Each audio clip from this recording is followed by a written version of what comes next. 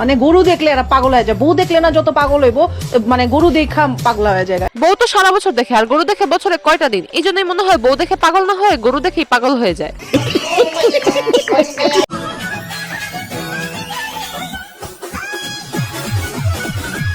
এটা দেখার পর এলাকার বড় ভাইদের অবস্থা। স্যার আপনি একটু বাইরে গিয়ে আবার ঢুকেন, আমরা আপনাকে দাঁড়ায় সম্মান করি। অবশ্যই ওনাকে সম্মান করা উচিত, কেননা এই বয়সে যে জায়গায় টোকা দিছে এটা চিন্তা করতে সাধারণ মানুষের 20 বছর লাগবে।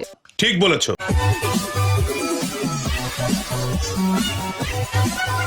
যে ভাইদের পক্ষীরা পিঙ্ক কালার গরু নিতে বলে তারা কিন্তু এই গরুগুলোকে দেখতে পারেন, এতে আপনি এবং আপনাদের রিলেশন ঠিক থাকবে। এটা বলার কিছু নেই। আসন্ন কোরবানিকে কেন্দ্র করে এই গরুটা কিন্তু নো, এই গরুটা কিন্তু মাই গড শিট। তেমন কিছু না, টিকটকার মনে করে গরুর ইন্টারভিউ নিতে গেছিল, কিন্তু গরু তো তার আসল পরিচয় দিয়ে দিছে, তাই সে আর টিকতে পারে নাই। কথা কি ক্লিয়ার না ভেজাল আছে? হ্যালো ভাই brother and sister, welcome to roast আপ্পি। দুম্বার কত টলটলার টিকটকার লালার মতো। ভাইরে ভাই, আমি অবাক হয়ে গেছি এই কথা শোনার পর। দুম্বার নাম নাকি লায়লা। মজা তো আরো বেড়ে যাবে যখন দেখবেন প্রিন্স মামুনও গরুর হাটে আছে। প্রিন্স মামুনের সাথে দেখা, উটের নাম নাকি প্রিন্স মামুন। তার মানে গরুর মার্কেটিং ঢুকে গেছে সেলিব্রিটিদের নামের ভিতর। এটা কোনো কথা? কথা তো সেটা না, কথা হচ্ছে প্রিন্স মামুনের দাম কেমন। চাচা এটার দাম কত? 28 লক্ষ টাকা। 28 লক্ষ টাকা। চিন্তা করছেন প্রিন্স মামুনের দাম নাকি 28 লক্ষ টাকা। কাম সেরা ফেলেছেন ভাই, আপনি কাম সেরা ফেলেছেন। দামও হাঁকা হচ্ছে চড়া দামে। 40 থেকে 45 লাখ টাকা চাওয়া হচ্ছে এই মেসির দাম। যেখানে 40 থেকে 45 লাখ টাকা হলে মেসিকে কিনা যায়, সেখানে ইন্টার মায়ামি শুধু এতগুলো টাকা দিয়ে মেসিকে কিনছিল। তাও সত্য। মাত্র 13 লাখ টাকায় কিনতে পারবেন রোনালদোকে। মাত্র 13 লাখ টাকায় নাকি রোনালদোকে বিক্রি করা হচ্ছে। এটা শোনার পর রোনালদো সারা রাত কান্না করা ছাড়া তো আর কোনো উপায় দেখি না। হাসি খুশির দিন শেষ, এখন নাকের পানি আর চোখের পানি। নাম কি? নাম এমবাপ্পে। ওরে বাবা রে। সত্যি বলতে হবে আমাদের দেশে সামাজিকতার একটা শিক্ষা আছে। আপনারা দেখলেই বোঝা যায় আপনি উচ্চ শিক্ষিত। আমরা কি শিক্ষিত? আমাদের থেকে বড় শিক্ষিত এখন গরুর হাটে। বলেন কি? ভার্সিটি ছাত্র। কোন ভার্সিটি ছাত্র?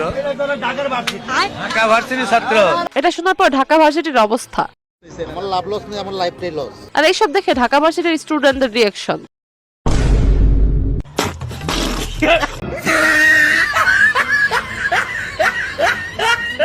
গ্রাম থেকে ঢাকায় আসতেছে, একটু ভিআইপি ভাবে না আসলে কেমন দেখায়, তাই হয়তো মালিক পক্ষ এসি বাসে উঠাই দিছে। এটা হইলো বেটা, হইলো এটা। ভাইটা খবরে খান রেডিও যায় হাতু লাগে ঈদের নামাজ ধরিও হালায় ভাইটা খবরে খান। তোমার বুদ্ধি খুবই ভালো। ওনার যে বুদ্ধি ভালো এতে কোনো সন্দেহ নাই। খামাখা গাড়ি ভাড়া না দিয়ে গরুকে ঘোড়া বানিয়ে তার নিজের ভাড়াটাও বাঁচায় নিচ্ছে।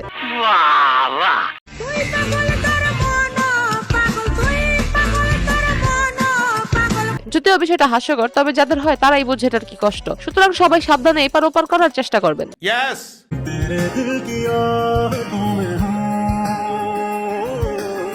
এখানে বিন্দু পরিমাণের অভিনয় নাই। আমার মতে এটাই হচ্ছে সত্যিকারের ভালোবাসা এবং সত্যিকারের মায়া।